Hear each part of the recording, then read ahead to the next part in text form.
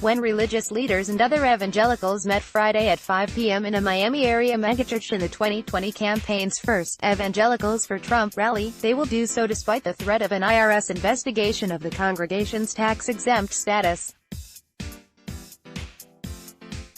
President Donald Trump met with the group at the King Jesus International Ministry in suburban Miami. The Apostolic Church, thought to be one of the largest Hispanic congregations in America, is led by Pastor Guillermo Maldonado.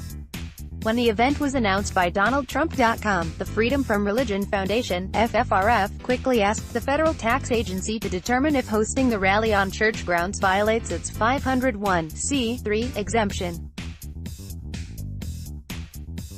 The exemption, which covers charitable and educational foundations as well as churches and ministry organizations, allows supporters to deduct 100% of their contributions from their federal tax liability.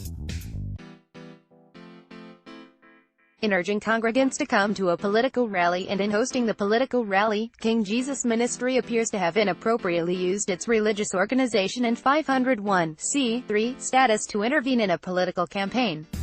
FFRF Legal Director Rebecca Markert said in a Dec.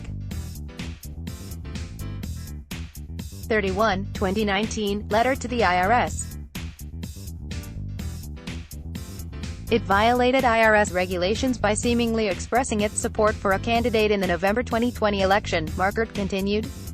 FFRF respectfully requests the IRS commence an immediate investigation into King Jesus Ministries' violation of IRS regulations prohibiting 501(c)(3) organizations from participating in and/or intervening in a political campaign. The Madison, Wisconsin-based FFRF describes itself as an association of 30,000 freethinkers, atheists, agnostics and skeptics of any pedigree, founded in 1978 that works as an umbrella for those who are free from religion and are committed to the cherished principle of separation of state and church. But there is no separation of church and state issue involved when religious citizens express political views and meet together to discuss them, according to the chief of staff of a Dallas, Texas-based civil liberties law firm.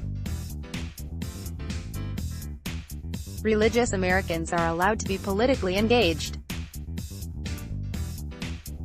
What's next? Will the FFRF demand an investigation into Congress because it used to hold church services in the U.S.? Capital First Liberty Institute's Mike Berry told the Epoch Times Friday. Of course, the FFRF was never one to let facts get in the way of its activist agenda. Sadly, it has raked in millions of dollars in donations by misleading people. Berry added. Cleta Mitchell, a Washington, D.C. attorney who specializes in nonprofit legal issues, told the Epoch Times Friday that, "This is just another example of Christian haters trying to stop believers from the free exercise of their religious beliefs. I have spoken with the attorney for the host mission and they have taken all steps to comply with IRS requirements for 501(c)(3) entities, such as this church." Mitchell said the IRS should dismiss this frivolous complaint outright, and she has encouraged that religious leaders and institutions nationwide will band together to challenge the IRS regulations on First Amendment grounds. That constitutional reckoning is long overdue. Tim Murtaugh, director of communications for DonaldTrump.com, agreed, telling the Epoch Times Friday that the campaign complies with law, and, while we expect the church to do so as well, they don't lose their First Amendment rights either. Murtaugh said the Trump campaign is curious to know if this group is also calling for the investigation of all Democrat candidates who have campaigned endlessly in churches across the country this election cycle and in years past. Or does their curiosity extend only to Republicans? The FFRF is a frequent challenger of religious activities, including most recently another Florida case involving Brevard County Sheriff Wayne Ivey, who had "In God We Trust" emblazoned on all of his department cars.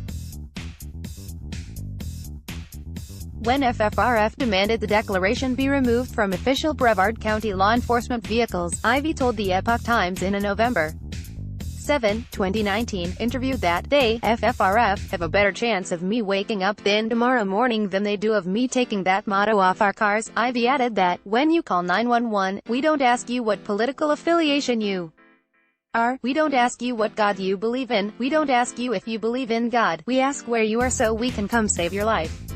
The controversial words remain on the Brevard County law enforcement vehicles. The FFRF also recently challenged the decision of Harris County, Texas, Sheriff Ed Gonzalez to allow hip-hop artist and Christian convert Kanye West to hold one of his Sunday service worship events in the local jail. When asked if Gonzalez would abide by FFRF's demand that no such events be allowed in the future, a spokesman for the sheriff told the Epoch Times that the Harris County Sheriff's Office works with all organizations, secular and religious, that are willing to positively support inmates' efforts to transition back into our communities better prepared to contribute to society. Contact Mark Tapscott at Tapscott at epochtimes.nic. Let's block ads. Why?